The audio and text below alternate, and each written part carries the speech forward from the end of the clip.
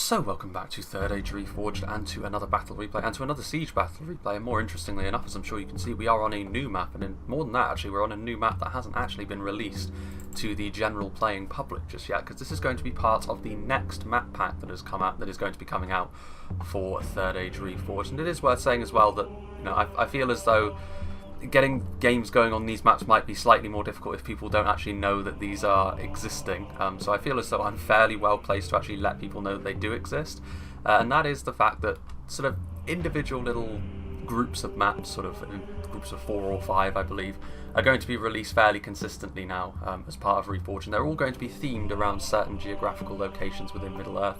So there are 2 that have currently been released, based around the Gulf of Loon and Linden, and also around Arnor. So if you are a player of Third Age Reforged, I would strongly suggest that you download those, otherwise getting games going on them will be incredibly annoying, and also quite a few of the maps are actually quite interesting to play on as well. So I would definitely suggest that everyone who is playing Third Age Reforged, if you're just watching then that's fine, but if you do play Third Age Reforged, do head over to the ModDB and download the 2 map packs that are already there, and this will be part of the 3rd one I believe, and of course, as I'm sure you can tell from the architecture and the general look of the map on the coast, it is going to be based around the coasts of UMBAR, I believe, so that should be quite interesting. And this map was made, I believe, by Eclipse 2500 off the Dark Cloud, and we'll get onto his army in just a moment. But this is also a themed battle, as the forces of Gondor and Dol Amroth will be teaming up to try and wipe UMBAR and their Southron allies away from this little haven on the coast. So we'll go through the attackers first of all. It is, in theory, a long battle this, but I would imagine that the attackers are going to allow the defenders to set up as the deployment zones. The deployment zones allow the attackers to start within the fortifications, which obviously is not on, and it obviously means the defenders have to start quite far back. So I imagine there's going to be quite a lot of manoeuvring before we actually get underway. So I'll make a cut obviously for that, but we'll start off here with Dark Wolf 44, who's going to be playing as the Gondorians, or one of the 2 Gondorian armies, with some Gondor infantry here on the front with both levels of armour upgrades. As I've said before, against Harad, these armour upgrades can still be useful in spite of Harad's many AP options, because against Harad's non-AP units the armour will come in very handy. Like units of Haradrim Spearmen, for example, will be next to worthless against fully upgraded Gondor infantry, because their attacks will bounce right off the Gondorians' armour for the most part. But of course they are still quite uniquely vulnerable to all the AP that Harad and Umbar have available to them, so they do need to be careful. They may not be as efficient as they would otherwise be, but they're still a solid frontline unit. We also have several units here of the Axemen of Lasarnak. We've seen them be very efficient very recently as well. They're a very strong unit in the right circumstances. Maybe not so much against Harad, because obviously Harad don't really put too much stock in their armour, but Umbar certainly do. So if the Axemen of Lasarnak can get a favourable engagement there, who knows? Speaking of which, more AP from the Nimlothian Honour Guard and the Citadel Guard. Obviously the Nimlothian Honour Guard are not the General's Bodyguard actually this time around, but still a very strong multiple HP armour-piercing spear unit.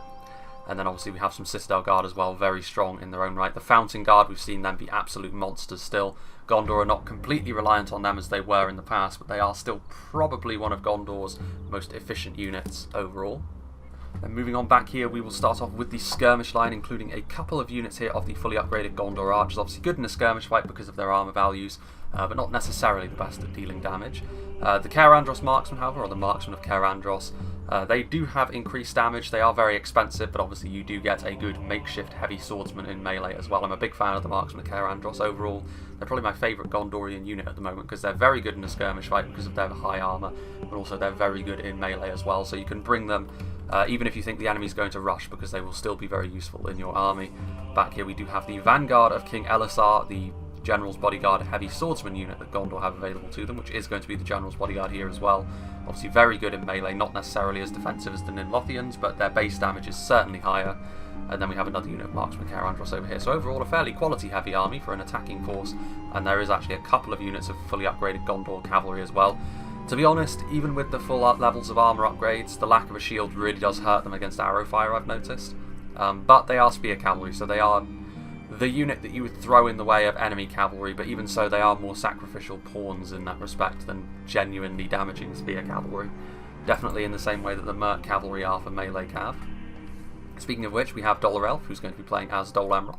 He has got some Haven Knights, which obviously are arguably the strongest unit of melee cavalry in the game. They and the Witch Realm Inquisitors really do battle it out with one another for that award. The Alcarondas Faithful are another unit which could, but the problem they have, of course, is they have a lower man count in their unit. They have fewer unit models, so they aren't as good as their contemporaries.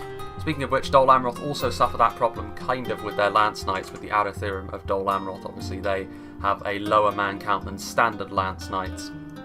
I also suffered a terrible fate with these guys when I was using them in one of Scouts of Entertainment streams, because I had a whole unit of 20 of them break, which was extremely disappointing. So we'll see if they can be a little bit better in this match, because they certainly have the look, but as with some of the other Dol Amroth Lancers, I'm not convinced that their performance actually lives up to how good they look, especially after that breaking there. That was very disappointing for me.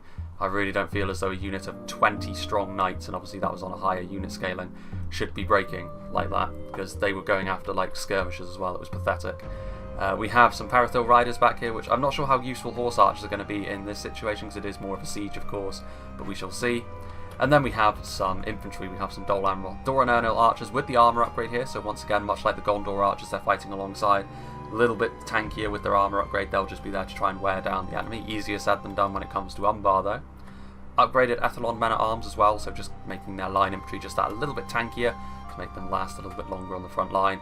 We have some Ethelon Halberdiers, so more AP, which will be useful again against UMBAR, not so much against Harad.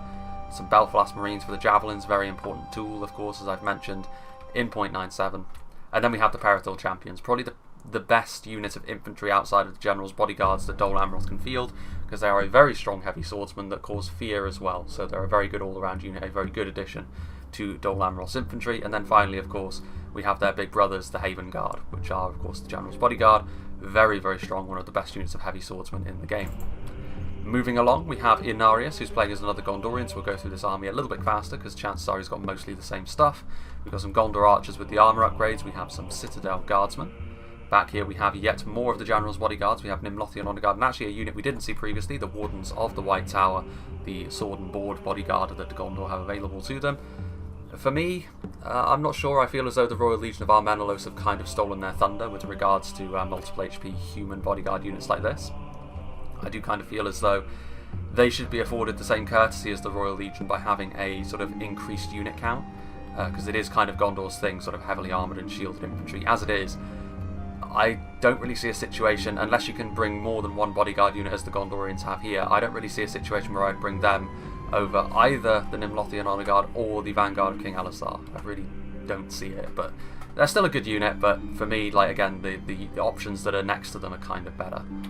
Marksman of Care Andros are here as well, obviously the Fountain Guard, more Citadel Guard. There's a lot of elite picks here from the attackers, which lead me to believe that maybe they don't have the disposable manpower necessary to go through a settlement like the one they're going to be attacking. Guards of Osgiliath, obviously some pikes, very, very nice option if they can get their pikes down. Gondor infantry, and then over here, further towards the front, we do actually have some fully upgraded Gondor spearmen, so if there's enemy cavalry that's counter-charges outside, they will be able to deal with that, and some Gondor archers, and actually a trebuchet as well. So the trebuchet is far more accurate now, but a lot less in the way of damage. You can see that the Gondorian encampments are back there as well, a nice touch. He's definitely thought about this map. There's even the lighthouse that we saw earlier. And then finally we have Lango, who's going to be playing as Dol Amroth. He's got some Black Swan Renegades, which are macemen of course, armour-piercing heavy infantry units for the line. I'm not sure what to make of the Black Swan Renegades personally. I feel as though they maybe are a little bit expensive for what they offer. They're still a good unit, again, don't get me wrong, but I do feel as though, again, it's difficult to bring them while playing to Dol Amroth's primary strengths, which are their cavalry. You know, it's most of the time as well, the Parathil Champions are going to be preferable just because of their fear causing and the fact that they will still do damage against the same targets. Maybe the Black Swan Renegades, there is a case for saying they should be a little bit cheaper, but against UMBAR on this side at the very least, he has made a good pick there because their armour piercing will be useful against a lot of UMBAR's forces. He also got some Swan Knights, so some Swan Knights obviously will be exactly the sort of thing which will ward off counter charges from cavalry. To be fair though, with two Dol Amroth armies on the attack, sallying out is probably not the best idea anyway. They're going to have melee cavalry of some description. 3 units of Doran Ernil swordsmen, so again some disposable units, which is good to see, because they are going to be needed to really take point here with some support. Tirithea marksmen, pretty much the closest thing Dol Amroth has to the marksman of Caer Andros, only they are certainly not as strong in melee, pulling out only a one-handed arming sword. We have some Doran Ernil archers, we have some Tarnostian spearmen, again very basic units. It looks as though Lango has gone for a much more basic army for the most part, but then he's gone for a few units of genuinely higher tier stuff. Ethelon men at arms, Ethelon halberdiers, yeah. Belfalas Marines, and then back here a couple more units of Perithil Champions, and that's just about it. Some more Belfalas Marines. His general's actually in a unit of Swan Knights as well, so yeah, he's definitely gone a little bit more in for the sort of a larger army, but sort of the strength spread out across the whole thing. Now then, we shall move on to the defenders. Obviously, this was pretty much the deployment zone that Eclipse 2500 had to work with, the map maker. So yeah, he's definitely going to be moving across the bridges. Bridges always make me a little bit concerned because trying to get your units to move across them can be a real pain. To be honest, I would just make land bridges. I'm not a map maker, but I know the perils of using actual bridges in Medieval 2. It can be very awkward. But he is playing as the one and only UMBAR army on the field today, and he has of course got Alcarondas Legion. With the increased money that defenders often get to play with, you'd be mad not to bring the Alcarondas Legion in this situation, because it gives you a genuine line infantry advantage over both Gondor and Dol Amroth. Gondor can of course counteract that with a lot of their spears, but we shall see. Valaketh Marksman with the armour upgrade, a very strong arch unit, probably capable actually of defeating the marksman units from both Gondor and Dol Amroth, just because they have a shield with the armour upgrade as well, but they're obviously not as strong in melee, particularly as the Gondorian archers. Some Corsair infantry in there with low ammunition on their bows, but then they can make good light infantry as well, or decent light infantry. Corsair Blackguards in there, a unit which throws their javelins and then charges into melee. An awkward trait at best to try and get the best out of. It's a difficult one to actually utilise properly on a field. Balaketh Axeguard in here as well. Obviously the Axemen are going to be useful against both Dol Amroth and Gondor. Warlords of Umbar, I don't know how much success they're going to find with all that Dol Amroth melee cav buzzing around and all of the Gondorian spears making even charging into the infantry maybe not too advisable. Eclipse's general is going to be in the Harbingers of Castamere, unsurprising, a very strong heavy swordsman unit. They are stronger, I believe, than the Vanguard of King Elisar. Maybe not quite as strong as the Haven Guard though. We shall see. This is a good opportunity for them to prove me wrong. Some crossbow corsairs, some Belagar pikemen to really hold down the line, and some Naru Naru sentinels for the morale buff as well. So a pretty decent army all around there. Now we shall move on to the first of the two Haradrim armies, played by Viper Action. He's got some Southron warband and some Southron pikemen. So this looks to be the widest entrance into the settlement itself in this sort of junction here. We'll see how the defenders choose to try and defend this area, because obviously they want to try and make the battlefield as narrow as they possibly can if they're able to. That's what the defenders always want to do with inferior numbers. Some upgraded dismounted Serpent Guard, again a very strong unit of line infantry which the attackers will struggle to deal with. We've got some Trollmen of Harad, obviously very nice AP on them. Back over here we do have some Serpent Guard, some more dismounted Serpent Guard. Again, I'm not sure how useful these Lancers are going to be per se. But they are fast. I mean, they should be able to outrun just about any cavalry unit that is across from them, but it depends on whether or not they can actually get their charges off. It's all well and good running around. We actually need to do something with that movement. Mahud Berserkers are over here as well, and then I think, yeah, just up here on the high ground, he has the final vestiges of his army. Some Beast Hunters with their javelins getting ready. Obviously, a very big part of Harad are going to be their javelins. A catapult, which is a good thing on a map like this. The Serpent's Fangs with their poison arrows, and then they're actually pretty damn good in melee, pulling out those big two-handed shotels. So a very good all-around unit there, which is where the general's going to be. Some Demons of the Desert, some Champions of Nafrat, and some more some Trollmen and some Hashari Stalkers in there. So yeah, most of the elites are up here. And then finally, the final Harad army is going to be played by King of Isengard Artorius. He's got some Mumakil. Now Mumakil in a defensive siege is a very bold move indeed. I would definitely keep them back until later on, when the attackers start to run out of steam and you commit the Mumakil. That can really break their backs, but commit them too early, and I think Dol Amroth and Gondor with all their cavalry and javelins that they brought will be able to easily deal with them.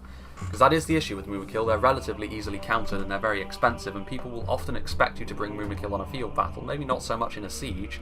So we'll see if Artorius is able to use the Mumakil to good effect here, because they can be devastating.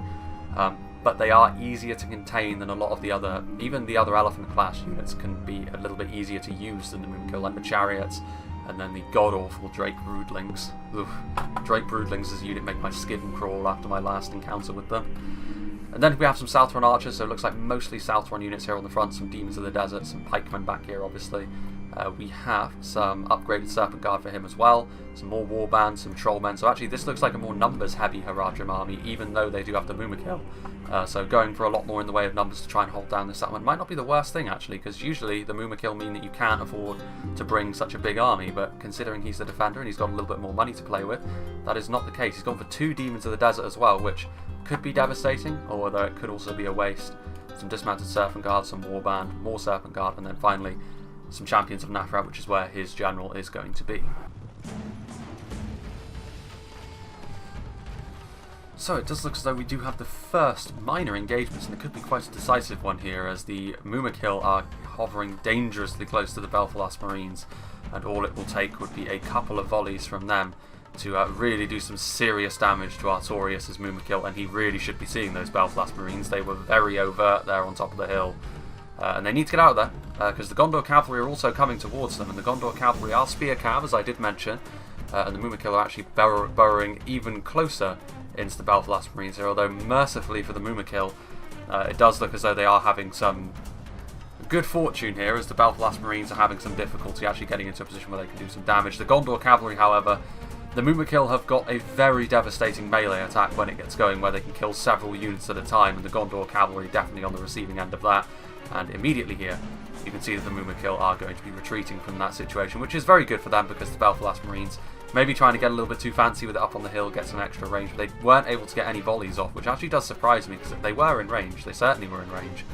But as you can see here, the Mumakil are going to be forcing the Belfast Marines back with their arrows as well, which is a real problem for them. The Parathil Riders might be able to get a few volleys off in return, but archers are not really going to be the best thing for dealing with Mumakil. With the amount of hit points that they have, it's going to be very difficult for Dol Amroth to kill them in this manner. They might actually be better off trying to attack more aggressively and then following in with some javelins if they really want to dislodge the Mumakil, but obviously the Mumakil are quite an intimidating presence here on this very narrow land bridge. Definitely don't want to be knocked off and plunging to your death into the waters below. You can see down here actually that within the lower section, the bailey as it were, of this little town, Lango has occupied it with his Swan Knights, and actually now the Serpent Guard are going to be going after him. That's definitely not the unit you want to be going after Swan Knights with, to be honest. The Swan Knights will eat the Serpent Guard alive. Not so much the Warlords though. The Warlords should be sufficient to deal with them.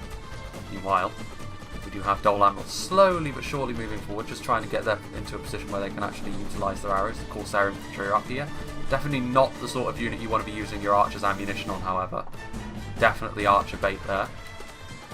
One of the best things about using Corsair Infantry is you can tell that people very, very rarely want to be using their ammunition on them. You can actually see as well that up here on the higher sections of the castle, there are some Southron Archers getting into position with their superior range. They should be able to hit quite a lot of units from up here, actually. They're getting into a very dense blob, though. They need to be careful, because if they do get counterfire, the Southron Archers will be significantly weaker in a skirmish fight than anything that Gondor and Dol Amroth have to provide. Obviously, metal armour is superior to wooden armour, as it turns out. What actually happened over here? Did the Serpent Guard actually commit themselves? No, they didn't, which is good to see. Don't get me wrong, the Serpent Guard should still move in so they can recharge the Swan Knights potentially when the Warlords catch up to them. But they definitely don't want to be engaging one-to-one. As you see as well up here, Swan Knights were threatening to come this way, but you know, Eclipse 2500 is all over that. He's got the pikes in position.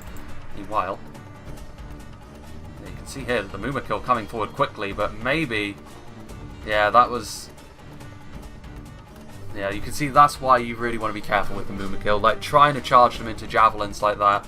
There are javelins up on the hillside over here. That was a foolish move, if I'm being honest, by Artorius to try to even attempt that.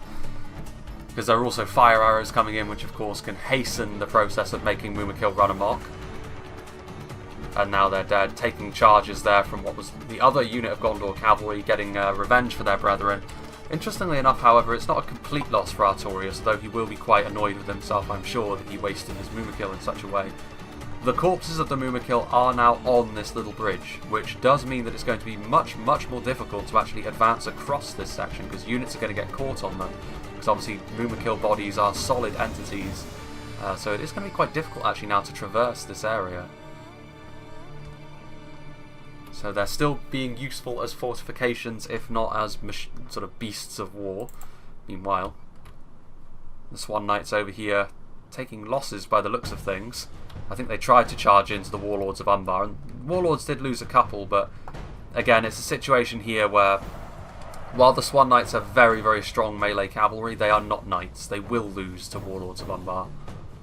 And actually, the Serpent Guard are fast enough as well. They should be able to keep the Swan Knights in here. There's no escape for the Swan Knights. They may as well just turn around and fight to the death, because you can see here the Serpent Guard lighter cavalry significantly faster, and they just got eaten alive there as they tried to escape. So a big loss there for the attackers as well, because that's a general there, and attackers losing a general is a big deal here.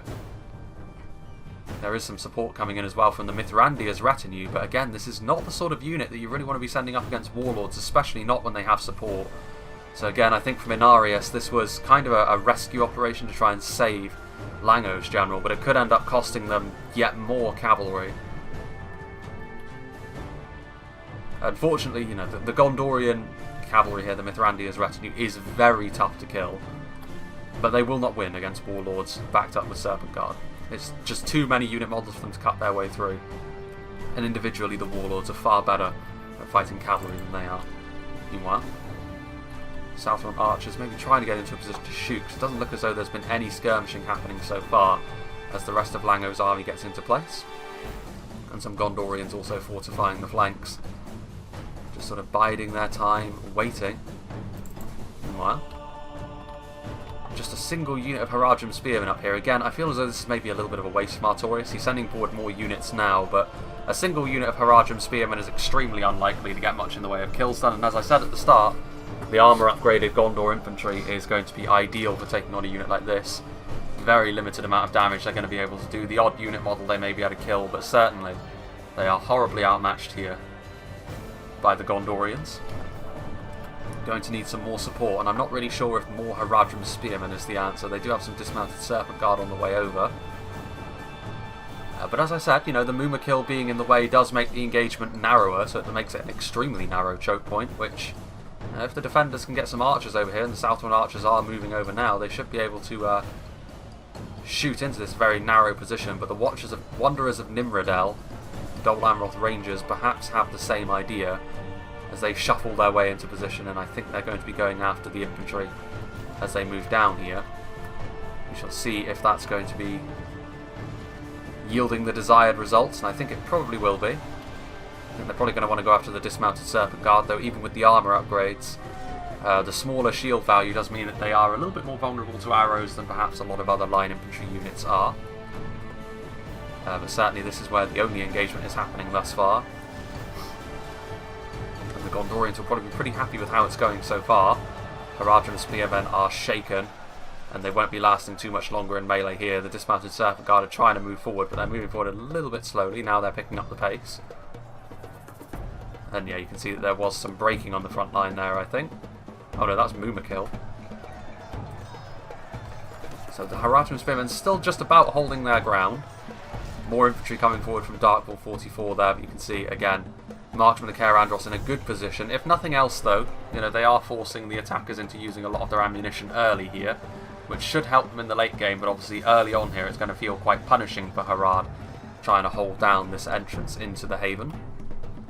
Let's see what's happening over on this side. Has the assault begun? Not really. They're shuffling their way forwards quite slowly on this side, the attackers. The armies are still quite stretched. There's only a few units here in the front. You can see they are sort of occupying this lower ground though, which is good because there is another way up onto the higher sections of the city in this direction. So they should absolutely be trying to make use of as many angles of attack as they can, but obviously the downside to doing this is it is going to try and give the defensive cavalry a chance to charge in because they can't possibly hold on to every angle at once.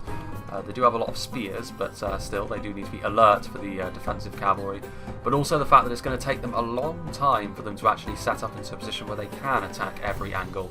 I mean, they could potentially go right the way around as well and try and assault this angle from the back as well, but that would take an extremely long time. And of course, these two armies over here are already engaged in warfare with the enemy. Southron pikemen are here. Those were javelins that were being thrown in.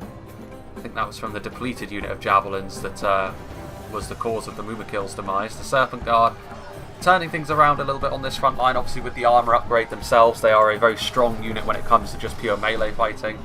Very good with those scimitars, a bit of extra damage, a bit of extra melee defense when compared to a lot of other basic line infantry units. And considering the damage the Gondor infantry had already taken, Harad is suddenly looking pretty healthy on this front line. But the javelins are going to be coming in and doing damage, just chipping away at them piece by piece. The Gondor infantry taking some damage there from the Southron archers that have taken up position over here. They too, however, are taking counterfire from the Gondor archers across the way, which I'm sure many people will probably be asking why Rangers were not put over here. Well, this is the exact reason why. because obviously the attackers can get into a very nice position to counter-shoot into them, and the Southron archers, they can still do damage from over here, but they won't be as big a loss as a unit of Hashari Stalkers would be. You can actually see here, it looks as though Isengard, King of Isengard Artorius is actually going to be falling back here. He's got some Castamir's Rangers there who are hidden. There's actually a lot of attacking troops now getting into a position to move in as well. Another unit of Gondor infantry shifting over after taking a bit of damage. There's the Belfalas Marines still shooting in, but still the Harajim on this front line holding fast for the time being. I do like the Serpent Guard. I like the sort of Arabian look to them. Meanwhile, now we can see that there is engagements happening over here, and as you would expect, it is going to be, at first, a skirmish engagement as the Dora and Ernil archers try to do some damage to the Harajim front line, and it's going to be to the Southron warband. Now, shielded as they may be, the shields are made of wicker, the armour is made of wood, and there are Southron pikemen in there as well, so they are going to take some pretty substantial losses here. I really don't feel as though they should just be sitting here taking this. They should at least be shooting and trying to return fire here. You can see the Serpent Guard trying to swiftly make their way into position. Actually, the archers getting a little bit further in front of their support, although staying the course here might be dangerous because the Haven Knights are here. And just as they got to the enemy, they realised that they didn't really stand too much of a chance, and the Serpent Guard taking a few losses there on the approach. The Arathirim are over here. This is a dangerous situation for the defensive cavalry to be in, because Dol Amroth are really bringing the big guns out now with the support of the Gondorian Mithrandir's retinue as well. They're just going to keep charging on in, the Warlords. I'm not really sure why though, because that's going to be exactly what the Haven Knights want. And the Arathirim will eat the Serpent Guard alive. Ooh, that's a bold move there from Viper Action, although he did manage to get the charge off, whereas I don't think the Arathirim did. They stopped partway through. But they still don't stand a chance in outright melee against the Arathirim. The Mithrandir's retinue facing off against the Warlords of Umbar. The Warlords would be able to win that fight, but the Haven Knights are now coming in as well. And the Dol Amroth cavalry, the Knights, catching them in a pincer movement. I think the Serpent Guard are going to be left behind, so the Warlords are able to escape, although I'm not quite sure. And this is where having Dol Amroth on your team really pays dividends, because they're really able to secure you an advantage on horseback, really able to utilise their melee prowess on horseback. And that's going to be a problem. I mean, the Warlords of Umbar only took a couple of losses there, but it's clear at this point that the attackers are going to have cav superiority. They're going to be able to occupy this lower section of the fortress. They're trying to kite the attacking cavalry back, actually, so that they can get their Southron pikemen into position. The Warlords of Umbar, though, don't have a lot of time left. The pikemen really need to pick up the pace. And yeah, you can see there that the Arathirim leaving, having done their job against the Warlords. Southron pikemen are over here, but of course the Southron pikemen will be uniquely vulnerable to the archers, which are also making their way into position. Pretty thin defences over here, honestly. I can certainly understand the desire to try and soften them up before moving in, but there might not be a need to here if you just commit forward a lot of your infantry quickly. But again, you can see there's still a lot of units that are stretched out here, the attacking armies, whereas over here, on this side, being such a narrow engagement does have its advantages. It means that the attackers can concentrate their force and have their reinforcements as close as they need them. However, the first wave here has actually been defeated.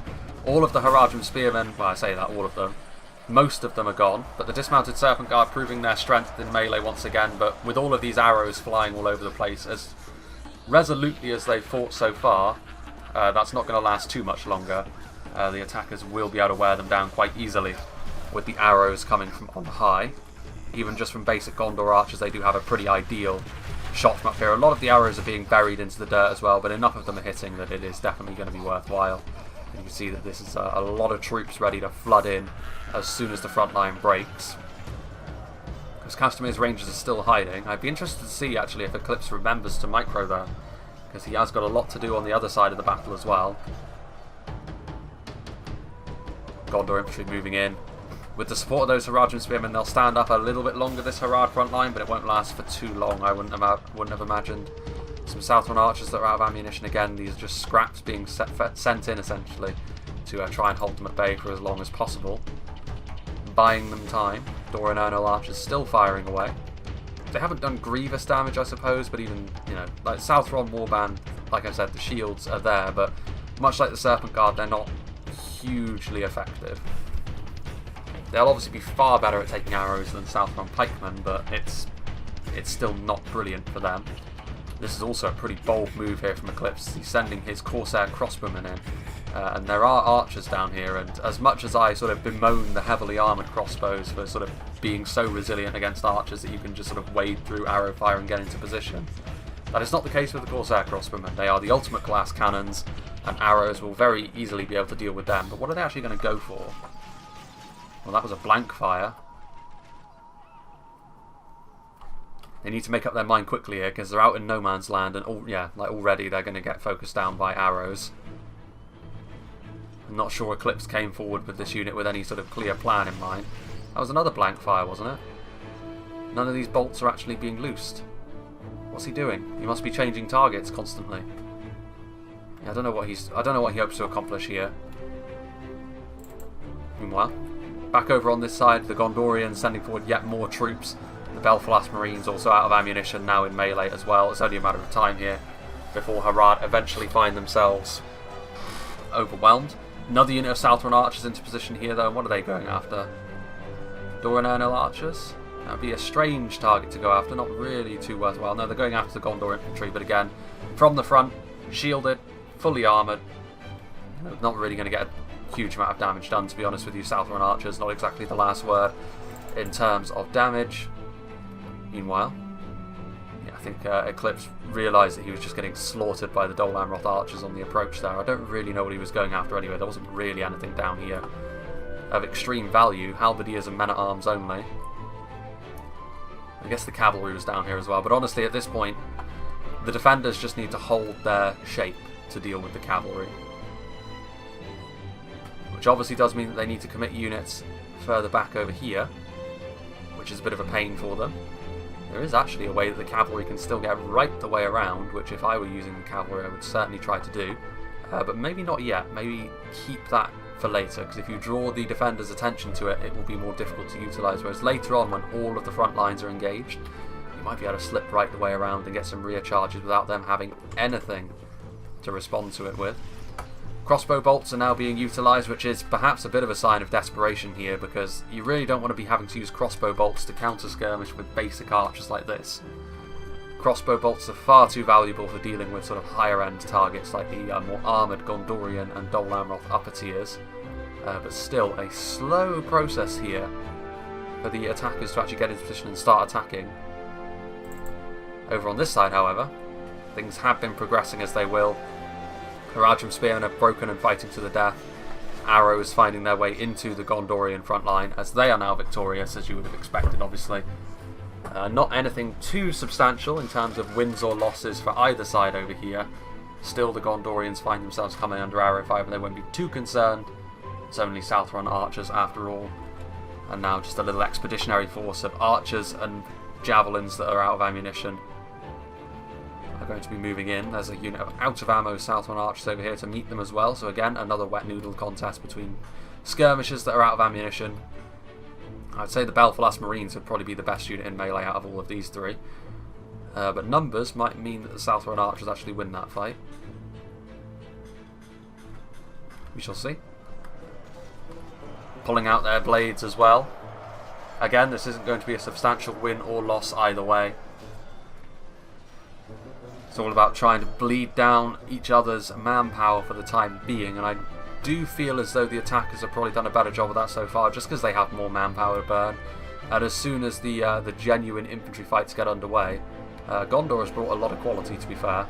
A lot of AP spears, which should come in very handy against pretty much anything in the opposition roster, especially for UMBAR, of course.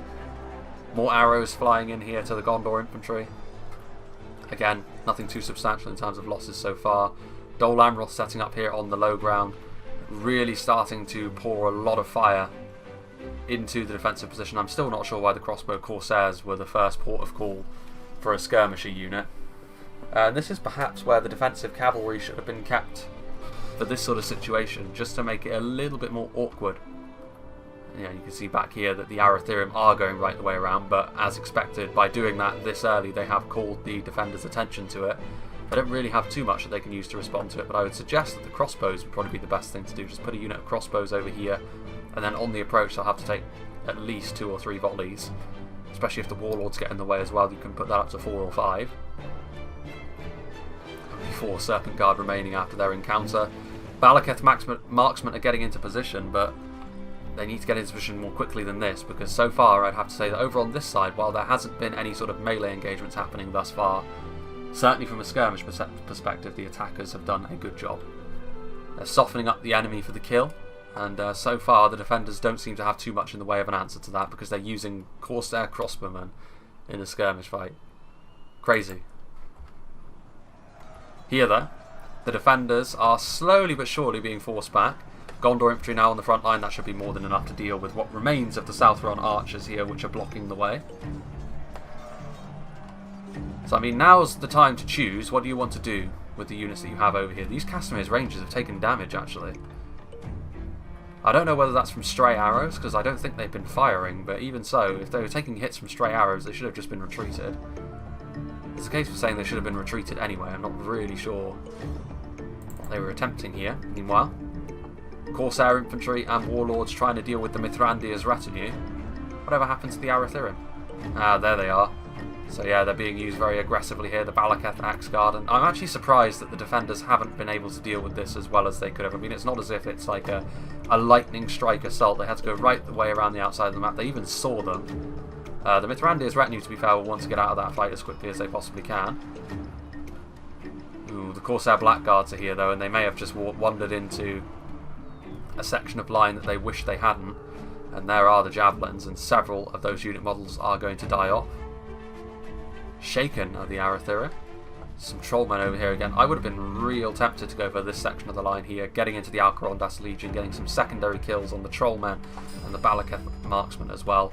And now we have a melee engagement over here, so I think sensing the fact that they are on the ascendancy here, the attackers, Lango is going forward, although the Doran Ernal swordsmen are routing immediately.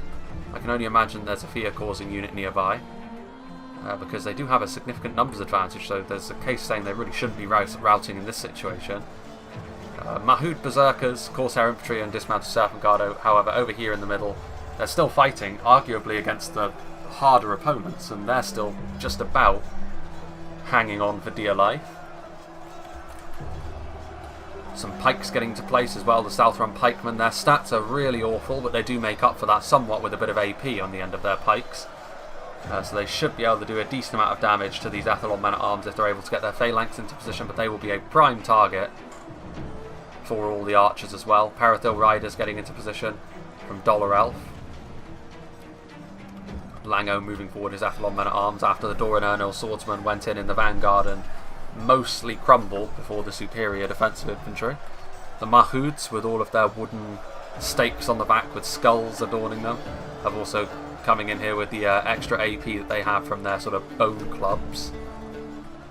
And then over here they're also making a push for this front line as well. Gondor archers first of all, Gondor spearmen, actually the South, I think the Serpent Guard are just there to try and slow this assault down. Because certainly I think the defenders need to be worried about, because this front line here is going to break before this one, I would imagine, and then they're going to get sideswiped, and that will be very, very bad for them. Hashari are getting out of there, which is interesting. I think they do have a missile attack, so that might be what they're trying to use, but at this point the Hashari's presence on the front line would be pretty important. I mean, there are trollmen there, so they're committing forward the kind of things that indicate they really want to hold on to this defensive position, so retreating stuff doesn't make a lot of sense. There's a unit of Mahud Beast Tamers coming in now as well. There's the Hashari. I mean, there are a couple of infantry units which managed to get over here. So the Beast Tamers are moving in with their pole arms. Belfalas Marines getting into place as well. Yeah, you can actually see that they're actually going to be victorious over here, but with more reinforcements on the way, including Guards of Osgiliath, I can't imagine the Southrons will be able to withstand that sort of punishment for too much longer. Meanwhile, the cavalry running amok in the backfield. The Mithrandir's retinue, though, I think getting countercharged by the Balaketh Axe Guard, and now they're going to have to run for the hills. The Haven Knights are coming over here now, though, as well, though, which is another problem the defenders are going to have to deal with. And over here, another genuine push coming on, so it does look as though the attackers finally are finished probing and are now going to try and come forward with genuine strength, and the Haradrim over here are doing their best to hold on to this position as well. The Castlemar's Rangers are shooting, although once again one of Eclipse 2500's most flimsy skirmishers is going to be attacked by enemy archers, although at least on this side he is going to be able to use the Rangers for their intended purpose and shoot into that Dol Amroth and Gondorian blob. More to the point, the Demons of the Desert are going to be able to do the same thing if they pick up the pace. You can see here the Axemen of Lasarnak actually able to get right along the cliffside and try and attack the side of this front line. The Southron Warband for the time being are giving as good as they get. The Serpent Guard are absolutely critical to this front line endeavour. Without them, there is no quality on this front line to withstand the more professional Dol Amroth and Gondorian armies. But this, yeah, that's going to be devastating. Ripping a hole right in the middle of that. A lot of those troops will get back up, to be fair, but a huge amount of kills there just in one volley from the Demons of the Desert, and that is going to be more than sufficient to allow Harad to hold on over here for some time. Meanwhile, this front line is amazingly still just about holding. I think the Hashari, you can see here, this is the prep trait in action, I think. Everyone's favourite trait, because he's trying to utilise all the throwing knives which he has at his disposal. But unfortunately, it's the kind of unit where you throw one volley and then they charge in. I do feel as though if you're going to do that, you should just give them the unit 1 ammo. Just don't beat around the bush. Don't give them more ammunition to utilise, because it's pointless if that's what you're going to do. As it is, though, I think the Hashari have finally given up and are going to try and get into melee, which they are needed in melee. It's all hands to the grindstone, as it were. You can see here the Beast Tamers getting into position. Alcarondas Legion being committed forward now, and actually the defenders have been able to put up a very good fight of things over here.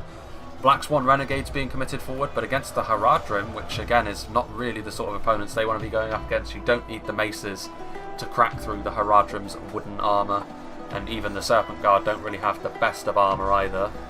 Alcarondas Legion would probably be a better target for them. The Trollmen are over here though. Oof. That there is the Trebuchet, I think, trying to get a critical hit down here onto the side of his line. The Wanderers of Nimrodel, another unit of Rangers getting right into the back of the Trollmen, so another good choice of target there for the attackers. They've used their archers well, but I'm not sure whether their infantry is going to be up to the task of pushing through here just yet. Another unit of Tarnostian Spearmen being committed forward to try and give them the numbers. Maybe getting into shield wall and trying to push through would be the best idea at this point. Balaketh Marksmen out of ammunition also being sent into melee. And you can see here another unit of dismounted Serpent Guard. The Gondorians trying to squeeze round the side. With the Serpent Guard in here to reinforce, I wouldn't be too worried about that. Corsair Crossbowmen at this point, looks like they're out of ammunition, so being used as bait really to try and absorb a bit of ammunition, which is a good use for them. Here we can see some Parathil Riders, Haven Knights. The Arathirum are still here, but at this point the cavalry is somewhat contained. They're still going to be a bit of a pain to have to deal with for the defenders, because they're going to need to siphon off resources to meet their challenge. Parathil Riders as well means that you can't really use pikes for that purpose, because otherwise they'll just get shot. Beast Hunters are on the way over, but so far things are going okay down here considering the difficulties the defenders had early on. Now though, that one volley from the Demons of the Desert, as well as the few volleys from the Castlemar's Rangers, the Hashari Stalkers are now in place as well, has meant that this front line has been able to hold on now. The Southrons and the Serpent Guard able to hold this land bridge pretty comfortably up till now, but it is also worth saying that maybe not the most elite troops have been committed forward yet, like Axemen of Lasarnak were the most damaging things they had to deal with. But a lot of manpower here circling the drain for the attackers.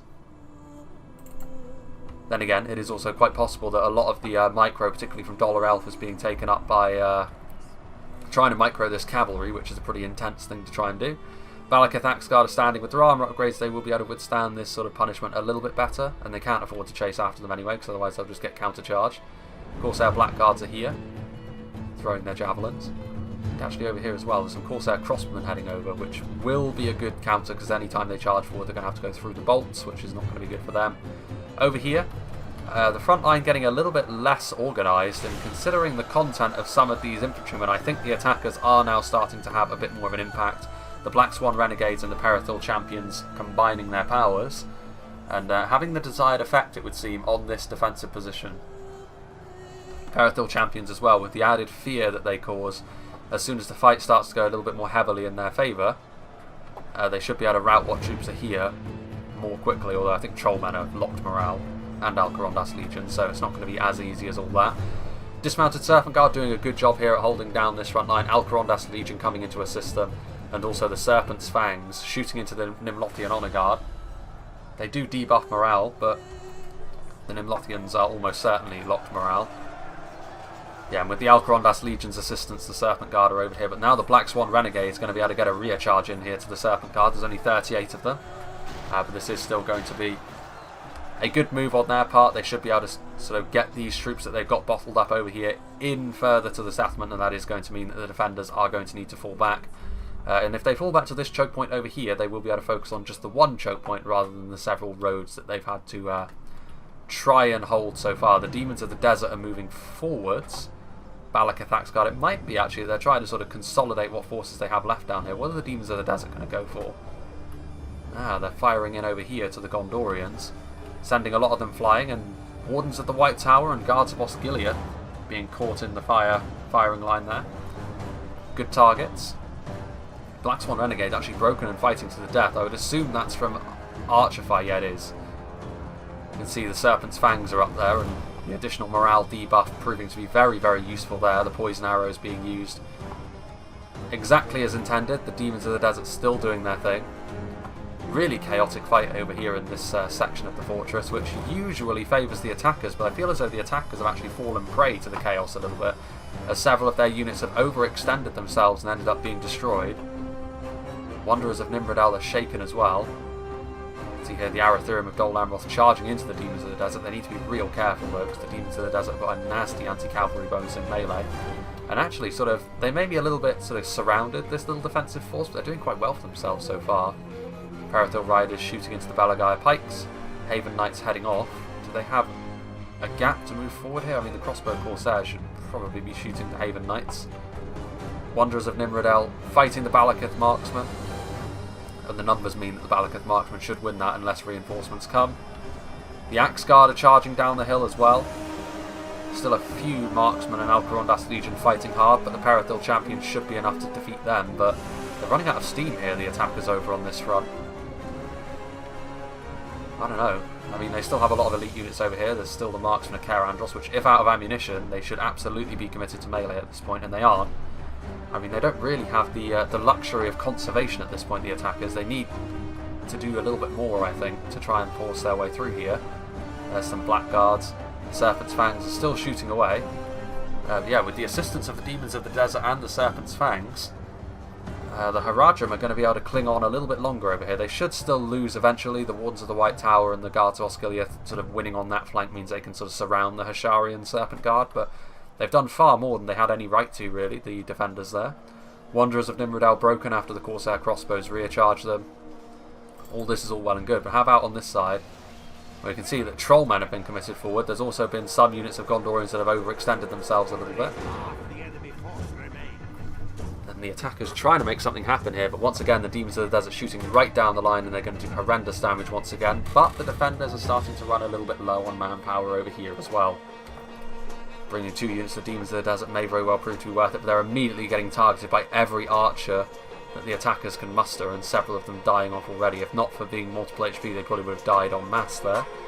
Champions of Nafrat are now moving forward, so the defenders are not willing to let the attackers through here for free. The Trollmen of Harad still doing their thing. Yeah, and with Trollmen on the front line, you know, they're a little bit depleted at this point, so they must have been committed soon after we left last time, but certainly not an easy unit for Gondor or Dol Amroth to get through in a melee capacity because of their AP. Very, very strong against that sort of opponent, the Trollmen. Meanwhile, down here, going after the Corsair Blackguards there, but missing both their shots. The Marksmen of Caer Andros trying to shoot them now. They are going to get a volley off here. Yes, right into the back there of the Wardens of the White Tower. A few Gondor infantrymen also falling. Guards of Osgiliath. This should be the end of this pocket of resistance, but it's a very Pyrrhic victory for Gondor that they have very little left. Nimlothian Honor Guard did push on through to try and help out the beleaguered Dol Amroth force. And that was that general. And the Nimlothian Honor Guard are wavering. I would assume that's because of the Corsair Blackguards right behind them. They are sort of stabilising now. It does go to show what an important influence the General can be in .97, I suppose. Haven Knights sort of cycle charging in and out, but I think the defenders are going to be victorious over here, you know. The Trebuchet, there's a case for saying the Trebuchet was used a little bit too cautiously, trying to conserve a little bit too much in the way of ammunition. Enemy flees the battle. Run down those worthless peasants. One army is gone, and I would assume that that is Lango. So Lango's Dol Amroth army has been utterly vanquished here. Now, it's not as if the defenders have sort of managed to achieve this for free. They have had to commit a lot of their resources into stopping them. But they've done very well at that, I would have to say. Marksman of Care Andros moving in. And now the Limlothian Honor Guard looks like they're going to break. I thought they were breaking them, but no, they're just shaken. I mean, there's no escape for them at this point. They're trying to get out of being completely surrounded, and they've kind of managed that. Hoping that some reinforcements can come from down the road. Of course, our Blackguards are going to be caught up to by the Wardens of the White Tower. In come the Marksmen of Care Andros as well, but this is a very battered and bruised army, this from Inarius as well. And this was the part of the settlement that had more room to work with, so I'm actually quite surprised that the attackers have fared so poorly here. I can only assume it was because of the very nice skirmisher positions up on these cliffs over here. The fact that the attackers weren't really able to make good use of their cavalry advantages they had secured. I think they called attention to the flanking position a little bit too soon. Over here, some Alcarondas Leech have been committed forward. You can see that once again the Gondorians are trying to get in behind the line to stop these skirmishers from doing their thing, because the Hashari Stalkers were right here, once again, doing grievous damage, and once again the Demons of the Desert are going to move into position, the other unit of them. They're immediately going to start taking damage, but again, just another volley in there, and they are going to get another volley in there. Doran Ernil Archers shooting at point blank. They're going to try and get their Parathor champions out of there. Demons of the Desert throwing a blank there. Come on, you need to throw a volley. You need to throw a volley before you get shot too much. The joys of using javelins. Yeah, the Parathor champions were moved off the line and they were the target, so they didn't really concentrate their fire right down this line here. Alcarondas Legion fighting hard against the Marksmen of Care Andros and winning. But in behind them, it does look as though finally the Rangers are going to be destroyed, and Eclipse could have sent forward his Alcarondas Legion there, but he's having to micro a lot, so unsurprising though, there's still Southrons on the front line, Southron pikemen, and when they are supported they can be just as good as any other pike, but the main problem they have, of course, is when they aren't supported they crumble extremely quickly because of their very low stats. Champions of Nafrak coming around the corner once again, Demons of the Desert firing yet more javelins into this front line. Still a good amount of reinforcements to come from the attacks over here, and that's good because they need them. Because I don't really see... Yeah, look at this. There's two Wardens of the White Tower left. There's a Trebuchet. The Trebuchet has been useless as well. It's been too far away. It hasn't had the angle. It should have been moved a little closer. Yes, there's a catapult, but it's been worthless so far. It's not been utilised very well at all. And Gondor over here as well have been vanquished. I mean, technically speaking, Doloral still has his cavalry lending a bit of a hand, but the amount of damage that a cavalry force as battered and bruised as this can do is going to be negligible. Which of course means the defenders, technically speaking, have got the attackers bottled up into a single choke point if they decide to use it. They could of course just retreat back up to the town centre as well, although this is technically a cityscape map, so there is no town centre as such. But I would imagine that they may very well punt for trying to hold the higher ground here, especially when you consider the amount of ammunition that the attackers have already gone through. The skirmish advantage would very much be theirs, especially with the catapult. Champions of Nafrat getting shot by the Wanderers of Nimrodel. It's not going to be too good for them.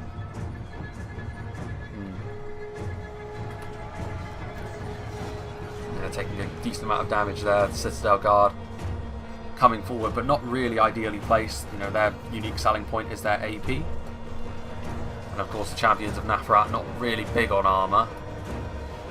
Much more about just doing damage faster than the enemy can do damage. You can see there the Parathor Champions and Athlon Men-at-Arms. There's Javelins as well being utilised on the Champions. More Southron Warband being committed forward, so still the attackers are having to fight for every inch of ground. Definitely been a very difficult fight here for the attackers. Wanderers of Nimrodel still using their body piercing, which now not only will hit Champions of Nafrat, but also the Warband. Every little helps. They're definitely going to need that sort of thing to go their way as this battle continues. Alcarondas Legion fighting off against the dregs of these forces over here. Trollmen of Harad, I should say. Getting showered with javelins as well from the Belfalas Marines. And surely now it's only a matter of time before the attackers do finally break through, albeit at a pretty severe cost. It's been a very bloody fight for them just to get across this bridge. Piles of corpses. Wanderers of Nimrodel.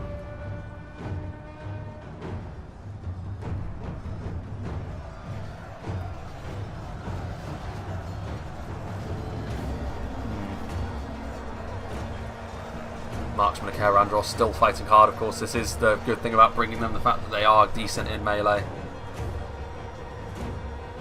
I don't know, I feel as though the attackers have maybe lost a little bit too much in the way of manpower. I mean, if we go back here, you can see that they are sort of getting stuck on the Mumakil, as I feared would be the case. Fountain Guard are moving forward. They still have some Imperator Champions, Halberdiers, the elites from Gondor over here. The Athlon Men-at-Arms, it says they're fighting, but I think this is because they're kind of stuck on the Mumakil's dead body. Whatever happened to the Haven Guard? I haven't seen them yet. I mean, they could have died anywhere on this battle so far. What is going on down here? Ah, the Wardens of the White Tower. Trying their luck against the pikemen here. I don't really know if it's going to go too well. I mean, they are attacking from the side, so they could slowly, sort of Pac-Man style, munch their way along this line. Where's the cavalry gone? Is this it down here? I guess it is. Not much of that left though. We'll see how useful that can really be to the attackers. Woods of the White Tower. Trying to shank the Belagaya pikemen.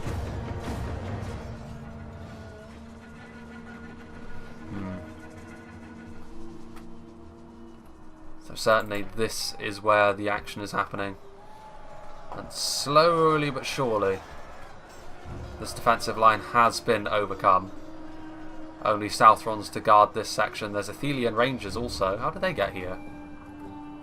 Oh, I see. There was an entire fight that I must have missed. Fascinating. I completely forgot about that mountain path.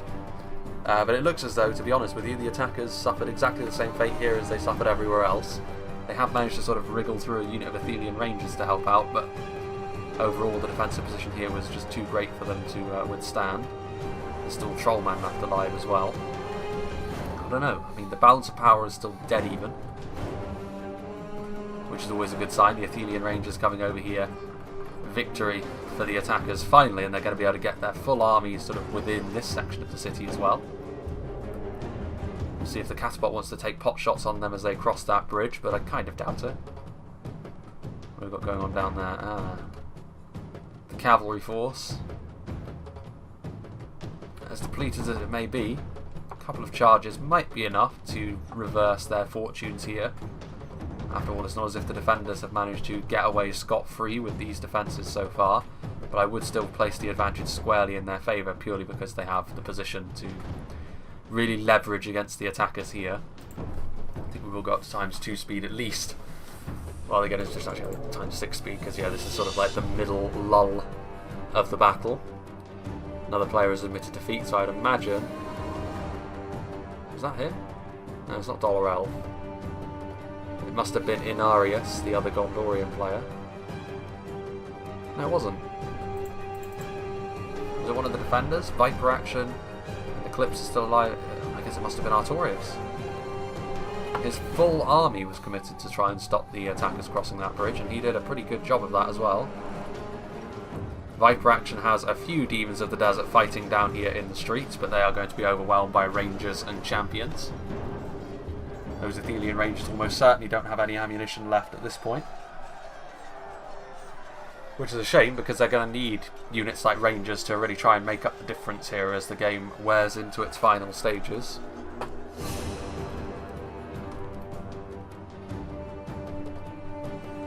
It's just sort of organising their armies at this point, and I would imagine that the defenders are probably going to retreat backwards.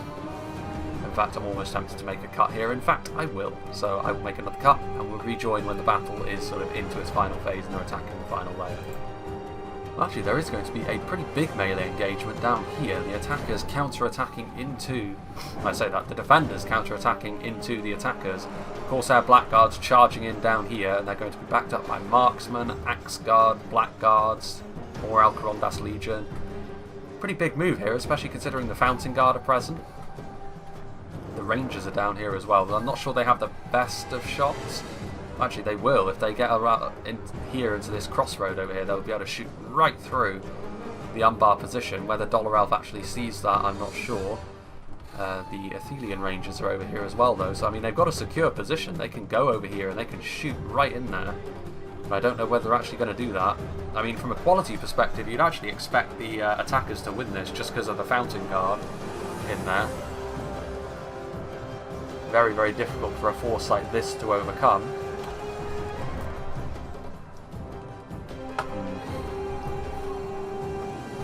Rangers, Serpent's Fangs moving forward as well. So I think seeing this, I think the defenders are going to sort of empty the final layer and instead come to the attackers. Which is an interesting gambit, but who knows? Could end up paying off. They need to sort of reinforce this area quickly though, because I think Eclipse was maybe a little bit too aggressive there. He's now fully surrounded, Athelian Rangers and Perithil champions completing the encirclement. This could be a big loss here. The Alcarondas Legion, I think, are going to try and kill off the Athelian Rangers. Yeah, they're going to try and retreat through the Athelian Rangers, but easier said than done. They'll still take losses going through them.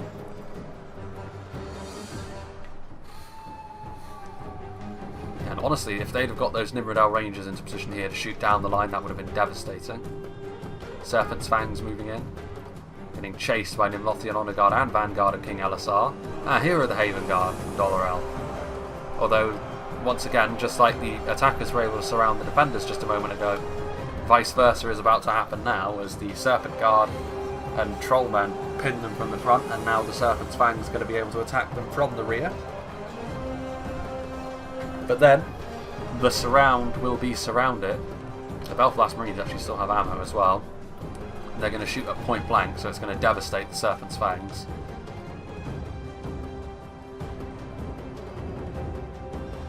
No, they're not going after the Serpent's Fangs. Why would you not?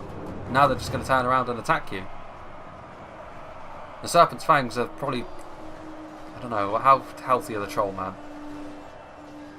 60 of them. Yeah, the Trollmen are healthier, to be fair, but the Serpent's Fangs were right in the way. They could have been utilised to devastating effect there. Eclipse's units are still just about hanging on, but this counter-attack has not gone too well for him so far. And speaking of which, now the cavalry has also been activated. No, Artorias is still there, so who's admitting defeat? This doesn't make any sense. I'm confused. Gondor cavalry from Darkwolf also making their way in after slaying the Mumakil earlier on. They're going after the Hashari and the Hashari Stalkers now. Some champions of Nafrat still up on the hilltops. What have we got going on over here? I don't know if the Haven Guard are going to be able to get through that mess. There goes one of the Harad generals. Meanwhile, the elites that went over there to try and kill off Eclipse's force abandoned the Belfast Marines to die, and die they will at the hands of the Serpent's Fangs. And the Haven Guard are also... I mean, they are winning, to be fair, the Haven Guard being the monsters that they are, but they're still going to take losses going through there. UMBAR's still fighting hard, but now they're going up against a pretty decent Dol Amroth and Gondorian force. A very decent one, actually. And it's only a matter of time before this little expeditionary force of Eclipses is overwhelmed and destroyed. As we are just over the 10,000 frame mark, but let's have a look here. And you can see the defenders are ahead, but only by 4%, and here in the late game is often where the attackers really start to turn it around. So we shall see. This is Viper Actions General. Managed to massacre the Belfast Marines, but the Nimlothian Honour Guard are on the way now. Belfast Marines, actually 3 of them aren't going to survive, to be fair. What will the Haven Guard do now?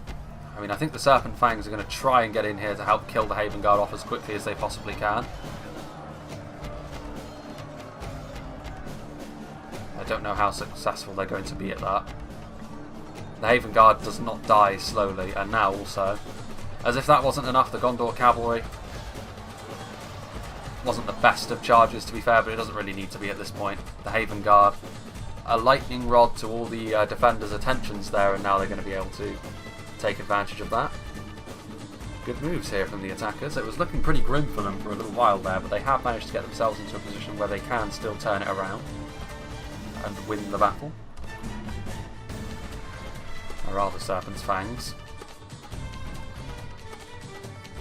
The Hashari are here, and they're firing their missiles. They're going to point blank throw their daggers into the Gondor Cavalry, although it didn't actually do as much. Well, I say that, it actually killed about 10 of them, so worthwhile indeed. There's still some Axe Guard, there's still some Sentinels, Harbingers are still alive. The Catapult, crucially, is still alive, and I don't really feel as though they have any answer to the Catapults at this point. Corsair Crossbowmen up on the cliffside. And that, I think, is what is ultimately going to do the attackers in here. Because it's very even in terms of the amount of melee power both factions have, but the position and the skirmish advantage the defenders hold, I think the defenders are going to just about have enough to see them over the line.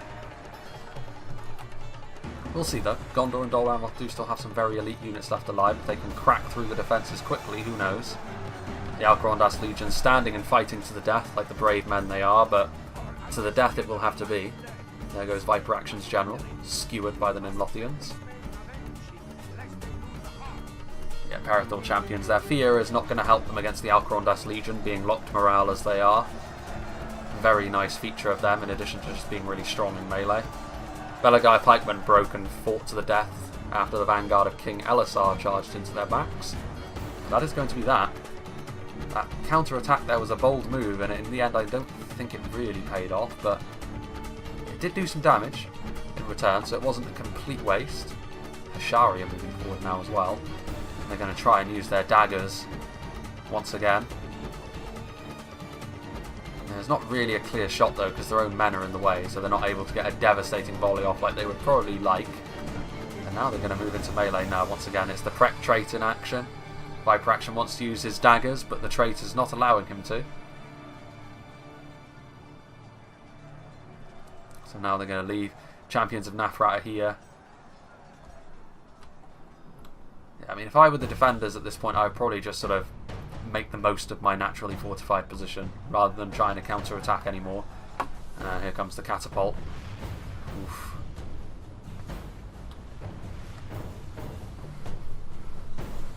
Maybe a little bit early on using the catapult there. Should have allowed the attackers to get into a more open position rather than being in and amongst the buildings of the settlement. Nimlothian Honour Guard are slowly but surely chewing their way through what's left of the Serpent's Fangs and the Trollmen. And the rest of the defenders are going to retreat back into place. There's some Hashari Stalkers that still have ammunition as well, so yeah, Rangers that still have ammo also. Then get into position here, shoot right along this road. It's pretty nasty. I mean, infantry-wise though, they don't have a huge amount of strength left, the defenders. I mean, Champions of Nafrat and Harbingers, yes. Nara and Ira Sentinels, I mean, they've got some good units, but certainly from a pure melee perspective, the attackers probably have a little more. There goes the final cavalry unit, the Corsair Crossbowmen shanking in with their harpoons. There's no time to celebrate, to be honest with you. I think they really need to get themselves situated and start shooting at the Nimlothian Honour Guard. Unless they're out of ammunition, of course. In which case, they will have to throw themselves into melee, but no, they still have their crossbows.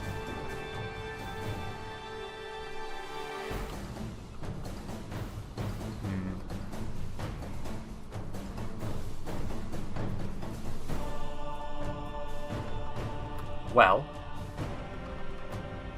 I think I would still back the defenders in this situation. It's Belagai pikemen getting into place there. Champions of Nafrat blocking that way forward. The crossbows doing nasty damage to the Perithil champions on the approach. But at this point, I mean, the onus is on the attackers to attack. You know, they have to be the ones to take the settlement. not the other way around. So the men they lost earlier on in the siege may come back to haunt them here. Yeah, I feel like based on the amount of time that's left, I feel as though the ranged units are probably going to be the key here. The Hashari are getting into position. They're trying to take cover under the cliff so they don't suffer death by crossbow bolt. But unfortunately, I think that's just going to leave them at the mercy of the Hashari's throwing daggers.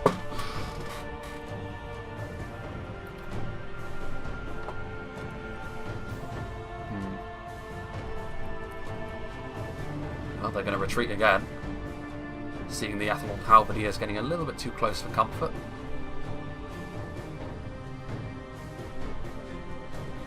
Still, of course, the champions of Nafrat standing in the way also.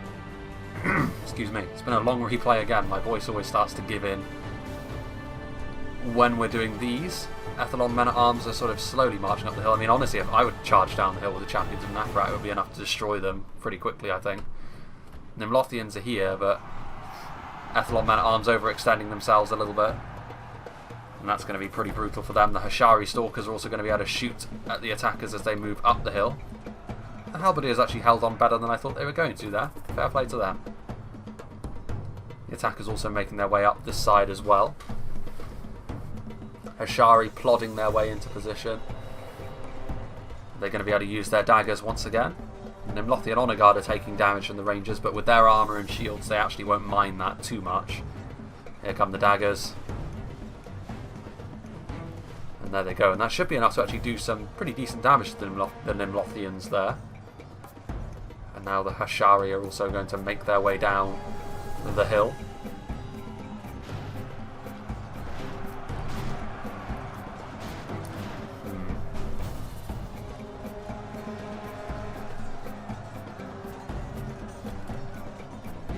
And they need to start, I think, the attackers' best hope is just to get their infantry all attacking all at once and trying to make this all about just pure strength. They're trying to attack from up here as well, which is good. They're going to be able to try and engage, but the catapult's right here.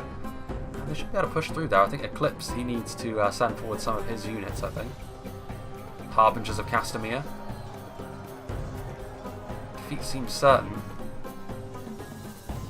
What's that up there? Corsair crossbowmen.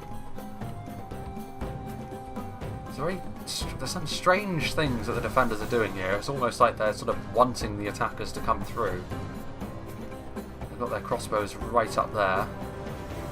It's almost like, if I didn't know any better, I'd say that Eclipse would have crashed in this fight, but he hasn't, I'm sure. Because we're seeing this battle from his perspective, so he must have still been in the game at this point. Champions of Nafrat fighting hard.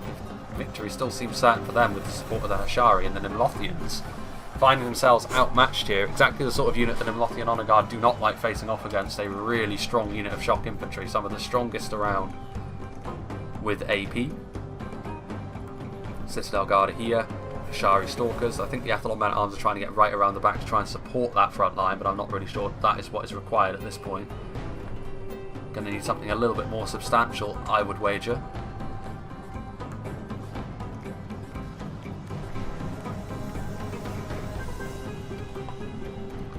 Hashari Stalkers.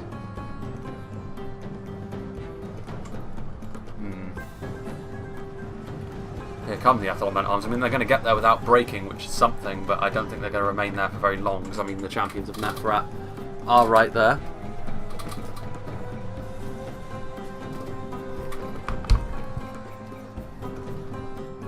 I mean, the Citadel Guard are fighting hard, but they need more support. I mean, there's too many units which are just lagging way, way too far away. And I feel as though that's ultimately what's going to do the attackers in here. If they attacked with all of their units in like a clenched fist right through here, they could have won this fight. I feel as though Dark Wolf, he's just got his units so spread out. I'm not sure what they were doing right the way back there. Maybe he just forgot about them.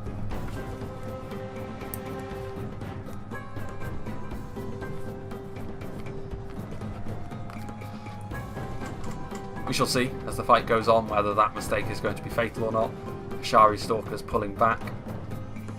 Still not really sure what Eclipse 2500 is doing.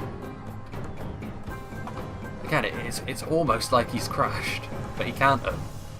Because his units have just stood there, and now all of a sudden the crossbows are being activated, doing a lot of damage to the Citadel Guard there. Yeah, And you can see here that victory over the Nimlothian Honor Guard and the Wanderers of Nimrodel, I think, is probably going to seal the fate of the attackers. The Hashari and the Champions of Nafrat will have to try and fight their way back to their fellows, but again, they're going to be able to do yet more damage to the attacking forces. Marksman of Care Andros. Andros, I should say.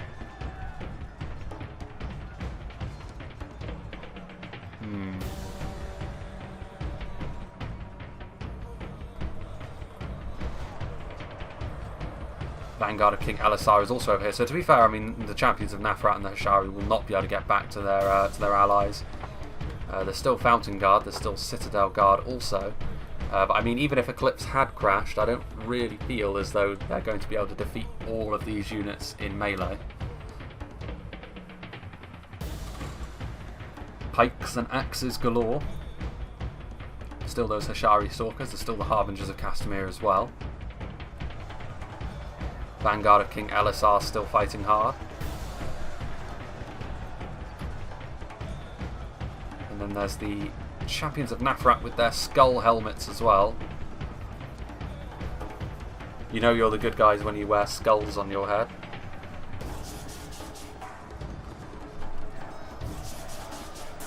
Victory is a distinct possibility. So it should be. The Champions of Nafrat have been in melee long enough at this point that they shouldn't really be thinking about winning this. And now Eclipse stirs into life with a countercharge against the Citadel Guard with his Balakoth Axe Guard. AP versus AP. And I think considering the damage the Citadel Guard have already taken, the UMBAR forces should be more than sufficient to win this.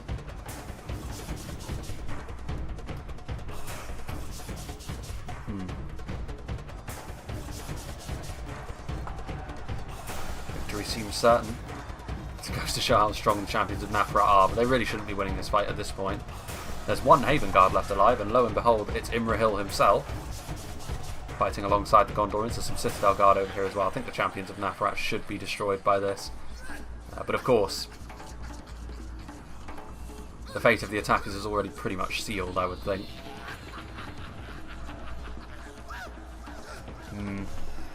Yeah, I'm thinking ×2 speed, honestly, because I think Eclipse is sort of needlessly prolonging this fight. He could just go forward and destroy them if he wanted. And it's a 49,000 frame fight. It's not as if artificial elongation is required. In come the Fountain Guard. They're going to try and go pike to pike with the Naruna Aru Sentinels, while the Citadel Guard go around the outside. Ah, look at that pathfinding. It's a thing of beauty. I mean, I'm not really sure. I mean, the Harbingers of Castamere are just sort of here. They're taking damage from the Hashari Stalkers. I mean, has Eclipse crashed? I'm not sure. Or did he just like leave his computer running and then leave? Because that's what it feels like. Very, very weird. I mean, he's finally awake again. The Harbingers of Castamere do move forward. He's lucky that his team basically had already won this by the time this behaviour had set in. Champions of Nafrat have been defeated at last by the Vanguard of King Elisar, more or less. So they are going to be able to move forward, but once again, it's too late really for the... I mean, it is going to be close in terms of percentages here. Very close, in fact. But some bizarre moves here in the late game. Citadel Guard getting swallowed whole by the Harbingers.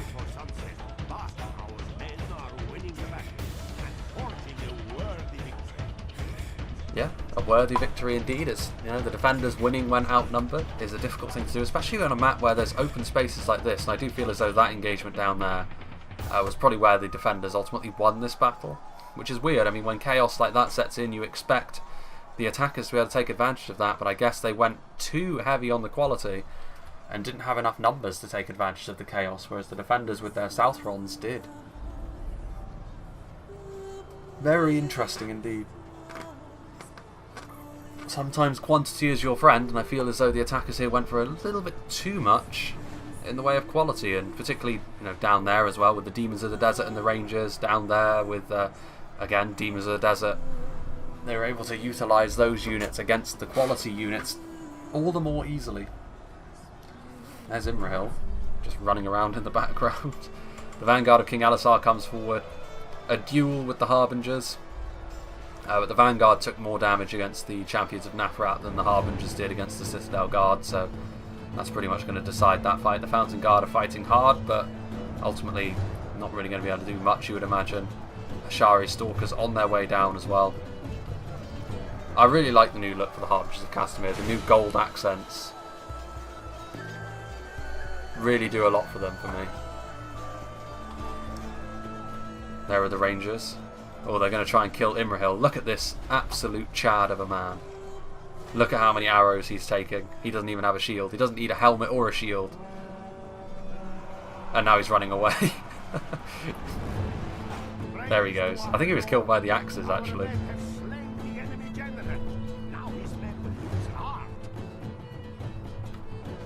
Indeed. Vanguard of King Elisar fighting still. I think they're going to fight to the death. There's Castamere. Fountain Guard are actually doing okay here on the front line, although they're probably going to get recharged at this point by the Balakith Axe Guard. Vanguard of King Elisar broken and fighting to the death, as are the Fountain Guard. So he admitted defeat there, Dark Wolf, which I'm actually not against. Guard him well. Give the dog some wine and be sure he can see it. Thank God in heaven. And there we go. We are victorious. Our 4% differential. Well today. And the win for the defenders. Some weirdness happening there in the late game, but still a good game from the defenders. They've set up their defence exactly as they should have. Isengard Artorias over here doing very well with his Demons of the Desert. I'm sure they got tons of kills. Mixed fortunes for the attackers. I'd say the assault from Inarius and Lango was probably where the battle was won and lost. Like, they didn't really do too much wrong. They certainly had the skirmish advantage, but maybe that was the problem. Maybe they brought too many archers between them and they just didn't have enough numerous infantry. They didn't have a substantial enough infantry force to really maintain an assault for all that long, and it collapsed very quickly. And I think that's the mistake you can run into if you're playing as the good factions on the attack. You know, you need to have that big infantry force, and you need to be willing to lose manpower as you progress through the settlement, which obviously is natural behaviour for the evil factions in many ways. So it makes them easier to play. But yeah, I feel like that was the pitfall they fell into. A lot of expensive cav as well. You know, it won the cav fight, but was the cav fight really all that important on a map like this? Probably not. So yeah, I feel as though the defenders did what they needed to do, and they did well. So let's see what did the damage for Eclipse, albeit with the lowest kill count. He still performed a very important support role. Alcarondas Legion doing very well, as you'd expect. Balakith Marksman doing well. Corsair Crossbows doing okay also. Warlords of Umbar, obviously they were surrounded and destroyed by Dol Amroth Cav, as you'd probably expect. Harbingers only used later on. Castamere's Rangers only with 37 kills, so not a huge amount from them. Mainly on that side it was the Demons of the Desert that did the damage, clearly. Big thank you to Eclipse. It's a good map as well. I like this map actually. It's sort of got the most fortified position is actually sort of close to the attackers' deployment zones. So in many ways the attackers have to sort of go around the middle and then come back to it. So I kind of like the way the map is designed in that way. And I like the fact that there's sort of more open areas within the settlement as well that can be used. It's not just necessarily all about the choke points, which some other sieges can be. But yeah, I hope you enjoyed this. I hope you enjoyed the new map. Big thank you to Eclipse for sending me the replay and giving me a little preview of the new map pack that's coming up fairly soon. I think sort of midway into September is when the UMBAR map pack is going to be released. At least I would assume. But yeah, I hope you enjoyed this, and I hope you'll join me for whatever is next, which is probably going to be another siege. We'll see. But yeah, regardless, hope you enjoyed this, and I hope you'll join me for whatever is next.